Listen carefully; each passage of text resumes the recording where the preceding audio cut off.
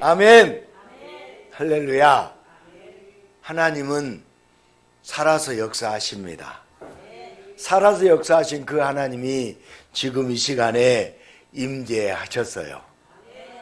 하나님은 사랑이 많으신데요, 얼마나 큰 사랑을 우리에게 주셨냐면 자기의 하나뿐인 아들을 죽이면서까지 우리를 사랑해 주셨어요.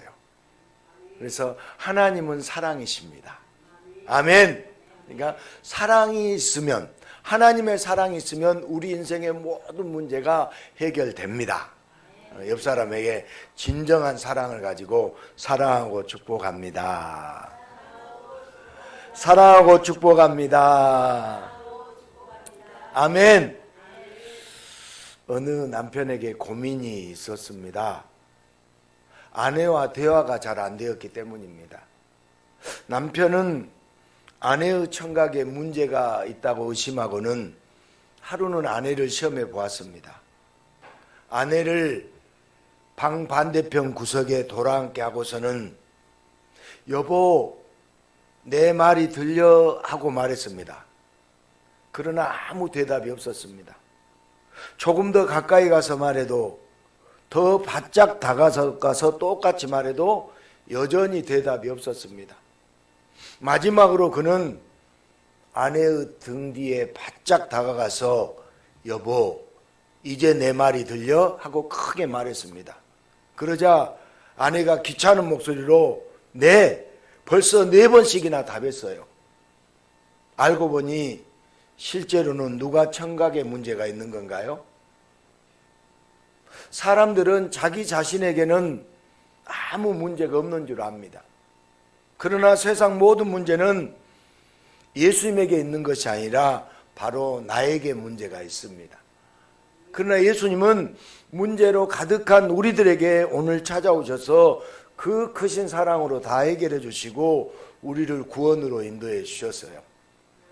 이 시간 우리 모두 내가 영의 기머거리입니다. 내가 영의 맹인입니다. 내가 영적으로 중풍병에 걸렸습니다. 내가 죄인입니다. 하고 예수님 앞에 나오면 예수님께서 환히 웃으시며 우리를 사랑의 품으로 안아 주십니다. 이 시간 그 큰 사랑 속으로 풍덩 빠지기를 주님의 이름으로 축복합니다. 조금 오래전에 그 드라마로 제작되었던 박봉성 작가의 유명한 만화 시리즈가 있었죠. 제목부터가 멋있습니다. 신이라 불리운 사나이. 비록 드라마로는 정말 실패했습니다. 그러나 박봉성 작가의 사망 후에도 만화책은 여전히 인기를 끌며 무려 460권까지 발간되었습니다. 아버지가 친구들에게 배신당해서 비참하게 죽은 이후에 미국 마피아에서 자란 아들이 한국으로 돌아와 아버지의 복수와 더불어 거대한 조직을 만들어가는 액션 기업 극화이죠. 최강타라는 주인공은 신이라 불리운 사나이라는 만화 제목에 어울릴 만큼 명석한 두뇌에 운동 능력은 뛰어나고 심리와 첩보에 능통하며 심지어 못하는 외국어가 없고 무엇보다 강력한 리더십으로 만나는 인재마다 자기의 수하로 거느립니다. 무적의 캐릭터라서 재미가 없을 법도 한데 오히려 신으로 불릴 만큼 무적의 캐릭터이기 때문에 인기를 크게 끈 만화입니다. 나를 구할 수 있는 건 나 자신뿐이라는 신이라 불릴 만큼의 강력한 자신감이 사람들에게 묘한 매력으로 호소합니다. 이 시대 사람들이 각종 신기록에 열광하는 것은 신의 영역에 조금이라도 다가갔다는 흥분 때문이 아니겠습니까? 단지 만화에서만이 아니라 신이 되고 싶은 상상은 모든 사람들이 품고 있는 열망일지도 모릅니다. 오늘 성경에 니무롯이 나오잖아요. 성경은 그를 천용사라고 묘사합니다. 천용사라는 말은 처음으로 용사가 된 자가 아니라 가장 뛰어난 용사라는 얘기예요. 용사, 곧 용감한 사냥꾼은 단순한 사냥꾼이 아닌 뛰어난 능력이 있고 리더십을 가진 통치자입니다.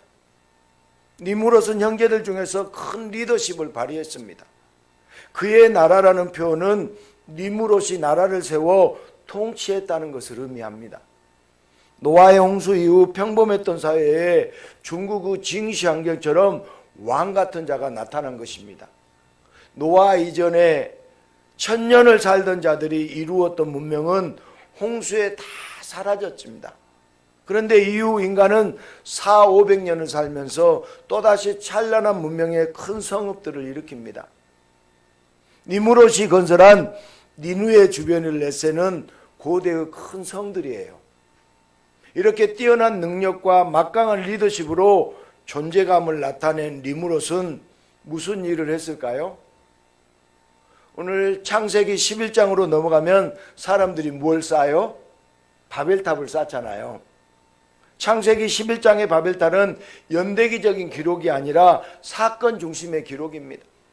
즉 10장에 등장한 천용사, 뛰어난 능력과 강력한 리더십의 니무롯이 바벨탑을 주도합니다. 벽돌을 굽는 기술, 벽돌을 만드는 기술력은 간단한 기술력이 아니에요. 여러분, 탑이 하늘에 닿으려면 성층권에 닿는 4km 이상의 큰 높이예요.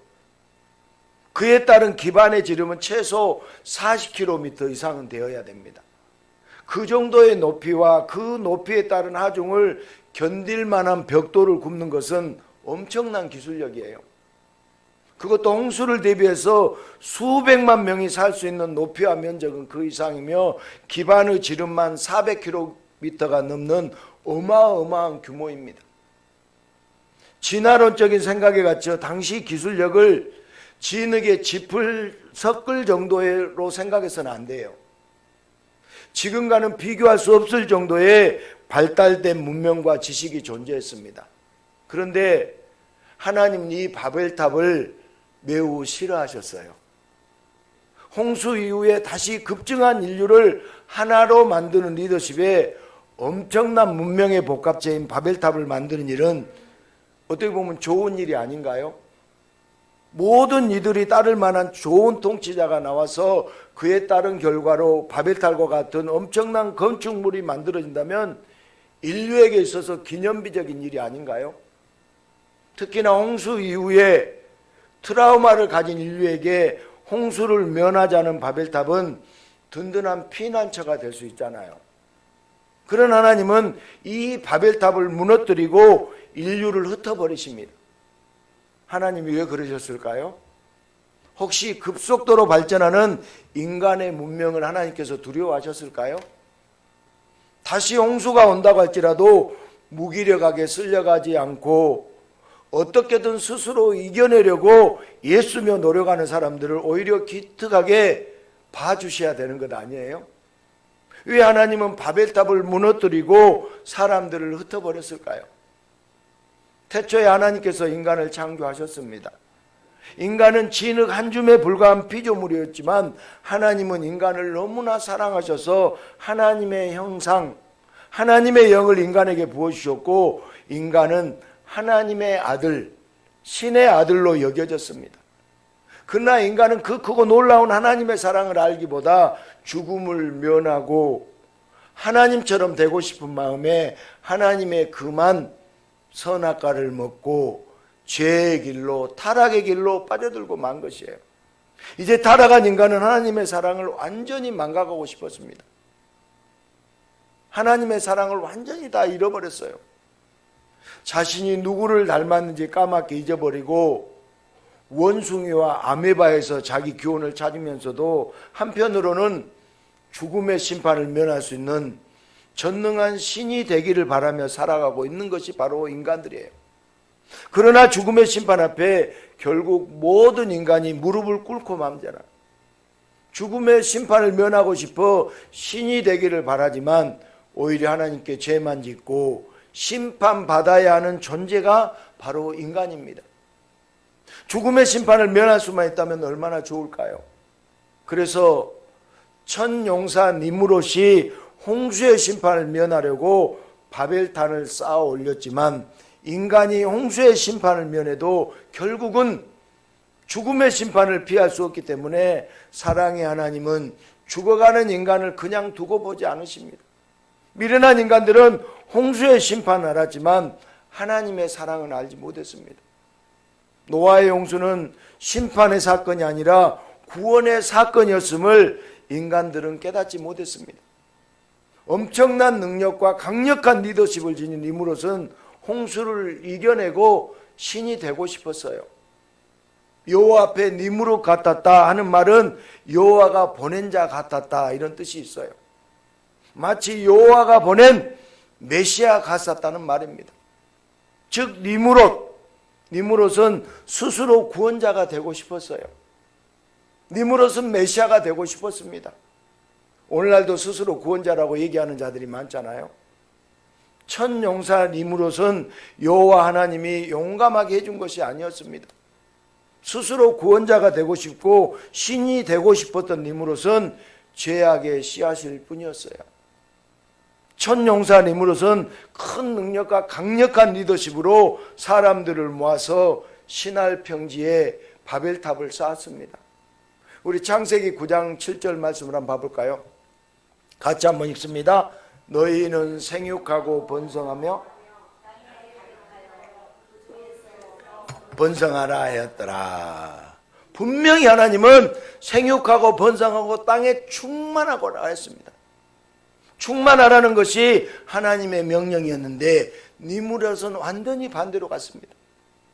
당시의 지구의 환경은 수분 사막이 형성되어 있어서 평지에 많은 사람이 모이기에 매우 좋은 환경이었습니다.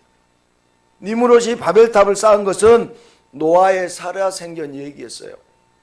분명히 노아는 죄로 인한 홍수 심판과 하나님의 사랑, 그가 보내실 구원자를 끊임없이 얘기했습니다. 그런데 미련한 인간들은 홍수가 있었음을 믿었지만 다시 홍수가 오지 않는다는 것, 구원자가 오심은 믿지 못했습니다. 죄로 눈이 먼 인간은 은혜와 사랑은 잊어버리고 나쁜 기억만 갖고 있습니다. 하나님을 믿지 못하고 그 사랑을 알지 못하고 염려만 했기 때문에 바벨탑은 쌓여만 갔습니다. 하나님은 인간의 바벨탑이 완성될 것을 아셨기 때문에 무너뜨리고 흩으셨어요. 하나님이 막을 수 없다는 것은 하나님도 못하시는 일이 있다는 뜻이 아니라 인간들의 죄가 조직적이고 구조적으로 굳어져 가고 있기 때문에 죽어가는 인간들을 더 늦기 전에 살려주고 싶은 하나님의 사랑이었어요. 조직적이고 구조적인 악은 한두 명이 기도한다고 어떻게 되지 않아요. 인간이 하나의 언어로 급속도로 타락하는 것을 막기 위해서 하나님은 인간을 흩으셨어요. 하나님께서 흩으시며 각각의 경계를 정하십니다. 죄악의 시대에는 흩어지는 것이 안전해요. 각 지역에 흩어져서 신앙으로 살도록 하신 것은 하나님의 사랑의 역사였습니다. 그리고 이 바벨탑 사건은 구원자 예수님이 오셔서 모든 죄를 다 흩으실 것을 예표하고 있습니다. 바벨탑을 부순 것처럼 예수님은 인간의 죄를 깨고 인간의 죄를 부수는 역사를 위해서 예수님이 이 땅에 오셨어요. 인간의 죄가 조직적으로 깊어지고 바다처럼 만연해지면 오직 하나님만이 멈출 수 있습니다. 인간의 죄가 가득 찰 때 모든 죄악을 흩으시고 심판을 면하게 하시려고 구원자 예수님이 오셨습니다. 바벨탑을 무너뜨리고 사람들을 흩으시기 위해서 이 땅에 내려오신 분은 바로 이격 하나님 예수님이세요. 인간의 눈에 나타나서 친히 역사하신 분은 모두 이격 하나님 예수님이십니다. 여러분, 구약에 나타난 인간의 눈에 현현한 하나님은 전부 이격인 예수님이에요. 그렇게 성자 예수님은 조직적인 죄, 돌이킬 수 없는 죄를 사랑으로 막으셨습니다. 그리고 다시 이 땅에 오시되 인간을 사랑하기 때문에 인간과 똑같은 모습으로 오셔서 인간들의 모든 죄를 대신 지고 가는 흠없는 어린 양이 되어 주셨습니다. 삼위 하나님은 홍수 심판 이후에 무지개를 징표로 주셨어요. 7색깔 무지개는 예수님의 닉네임입니다. 무지개가 홍수 심판을 막는 것이 아닙니다. 예수님에게 있어서 일곱은 용서와 속죄의 사역입니다. 인간은 스스로 심판을 면할 수가 없습니다. 그래서 누가 오셨나요? 구원자가 오신 거예요. 사랑으로 이 땅에 오셔서 그 사랑을 실천하신 분, 그 구원자가 바로 누구예요? 예수님이십니다. 그러나 인간은 이 땅에 오신 예수님에게 관심을 두지 않았어요. 이 땅에 오신 구원자에게 관심을 두지 않았습니다. 이미 하나님과 맘먹고 신이 되고 싶은 마음으로 충만할 뿐이었어요. 인간의 모습으로 이 땅에 오신 예수님을 별로 인정하고 싶지 않았습니다. 율법도 의로움도 선행도 갈릴리 촌놈 예수보다 스스로 더 잘한다고 그들은 여겼어요. 예수님이 기적을 행할 때면 정말 메시아가 아닐까 하는 마음도 있었지만, 그러나 메시아를 이 땅에 오신 하나님을 심판하고 죽이는 짜릿한 맛을 즐기면서 메시아라는 자를 죽이면 내가 메시아가 되지 않을까 하는 생각으로 가득했습니다. 예수님 외에 심판을 면할 수 있는 수만 가지 방법을 생각하며 끊임없이 선악과에 손을 대고 바벨탑을 쌓고 있는 미련한 인간들 때문에 예수님의 그 크신 사랑은 버려진 쓰레기처럼 외면당하는 일이 많았습니다. 죄로 가득한 인간은 하나님이 하신 말씀에 반대로 살아가요. 하나님은 흩으셔서 땅에 충만하려고 하실 때 인간은 창세기 11장처럼 흩어지지 말자고 합니다. 바벨탑은 마귀로 충만한 사건이에요. 하나님이 기준이 아니라 자기가 기준이 되어서 홍수는 믿는데, 하나님이 홍수를 이후에 다시 홍수가 오지 않는다고 했잖아요. 물로 심판하지 않는다고 했잖아요. 그런데 다시 홍수가 오지 않는다고 약속하신 하나님은 안 믿어요. 누구는 구원받고 누구는 구원받지 못하는 심판을 면하자 좋은 의도 같지만 전혀 그렇지 않습니다. 오직 예수를 믿는 자는 구원받고 예수를 거부하면 심판받습니다. 바벨탑은 구원자 없이 심판을 면하자는 자기 이름을 높여서 하나님처럼 되려는 인간의 추악한 죄악을 적나라하게 보여주고 있습니다. 내 이름은 사라지는 것이 지혜입니다. 내 이름은 예수님께서만 기억했어야 돼요. 그러나 이렇게 죄가 만연할 때 예수님은 모든 죄악을 흩으시고 죄인들을 구원하기 위해서 쉴 틈 없이 역사하셨어요. 창세기 11장에서 언어가 나눠지고 사람들이 흩어졌다면 사도행전 2장에서는 반대의 사건이 나타나잖아요. 우리 사도행전 2장 1절부터 4절까지 봐볼까요?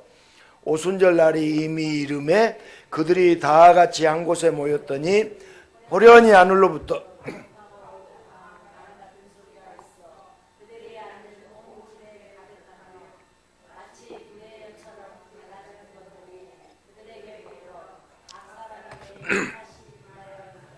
그들이 다 성령의 충만함을 받고 성령이 말하게 하심을 따라 다른 언어들로 말하기를 시작하니라. 아멘. 자기 이름을 높이던 자들이 예수님의 이름을 높일 때 갈라졌던 언어가 오순절 다락방에서 통일되었습니다. 인간 중심의 모임에서 성령 중심의 공동체가 되었습니다.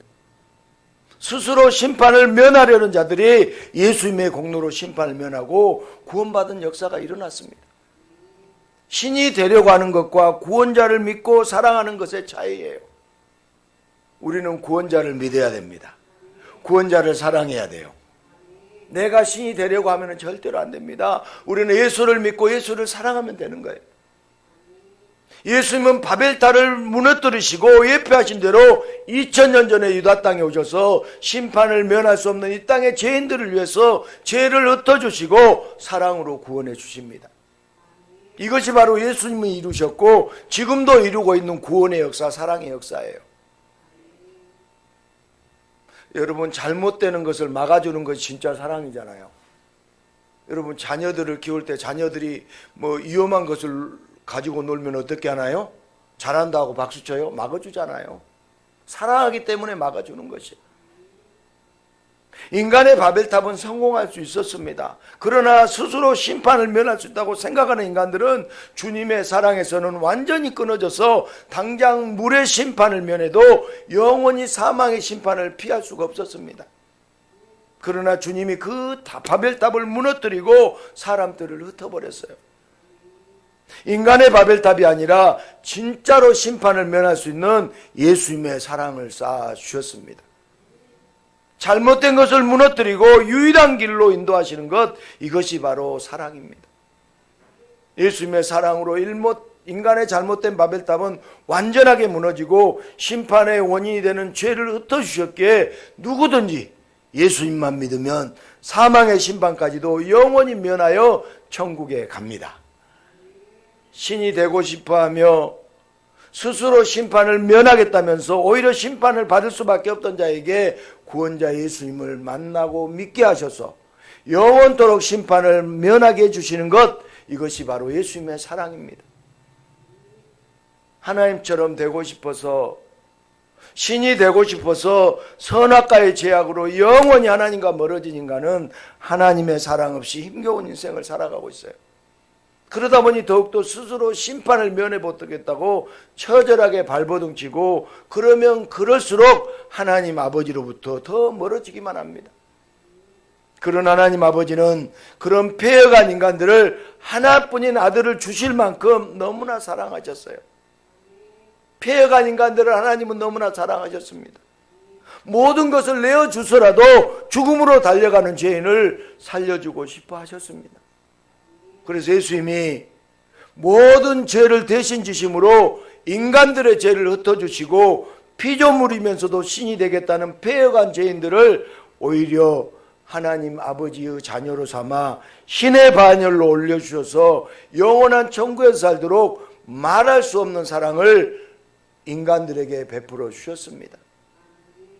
말 그대로 말로 다할 수 없는 사랑입니다. 이 하나님 아버지의 사랑이 지금도 삼위 하나님을 믿는 자에게 쏟아지고 있어요. 여러분, 왜 하나님이 바벨탑을 무너뜨렸을까요? 이스라엘 백성들, 성경을 읽는 자들, 그래서 하나님을 믿는 자들은 바벨탑이 무너진 것이 하나님의 사랑이었음을 깨달아야 돼요.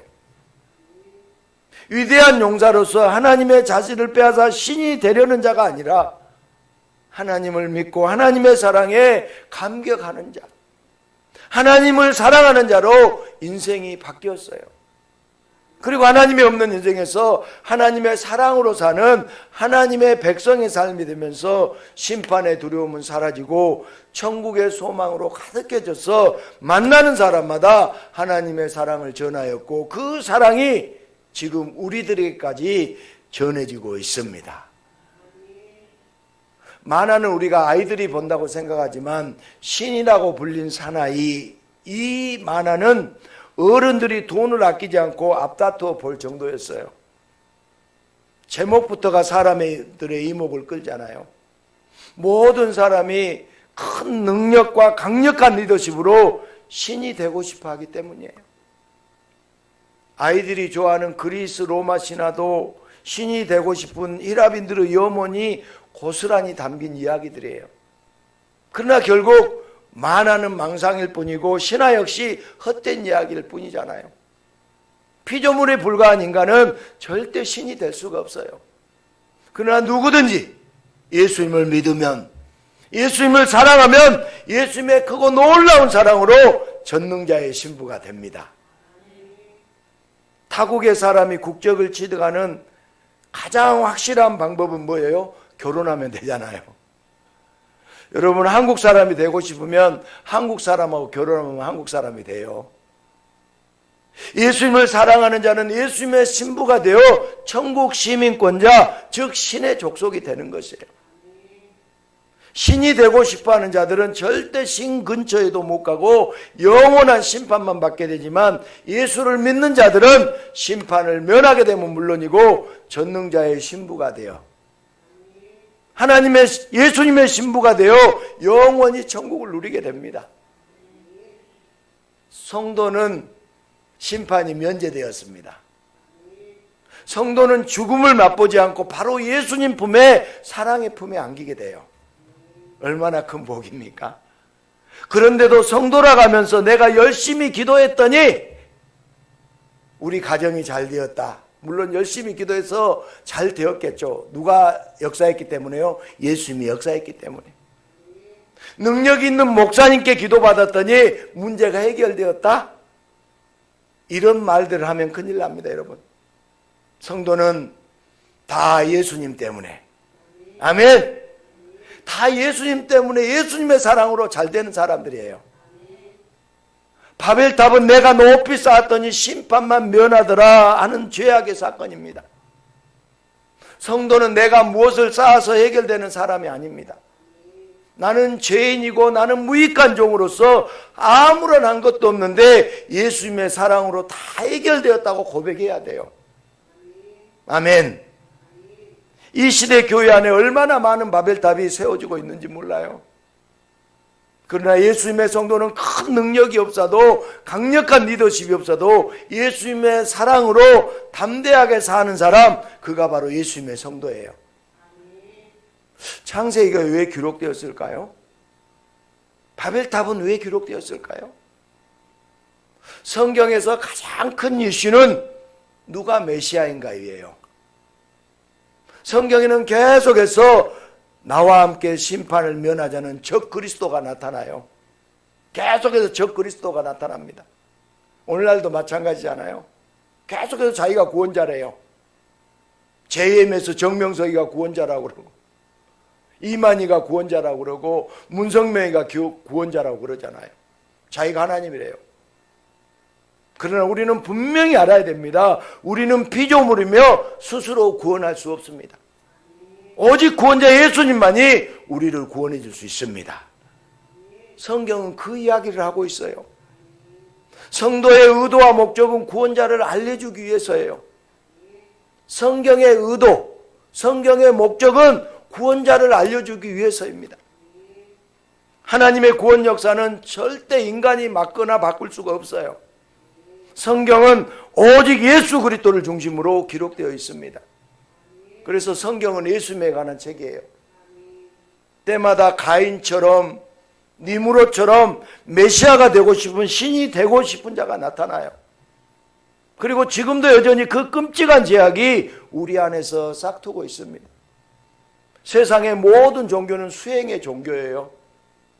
즉 수행을 통해서 신이 되기 위한 종교들입니다. 신과 같은 능력을 얻기 위한 종교예요. 그러나 기독교는 구원자를 믿는 종교입니다. 예수님을 믿는 종교입니다. 철저하게 나는 죄인이라고, 무익한 종이라고 고백해야 돼요. 나는 죄인이고, 나는 무익하고, 나는 무식하고, 나는 무지하고, 나는 아무 공로 없다고 고백할 때 오직 구원자 예수님의 사랑으로 심판을 면하고 천국에 들어갑니다. 우리는 세상의 큰 능력이 아니라 예수님의 사랑으로 살아야 돼요.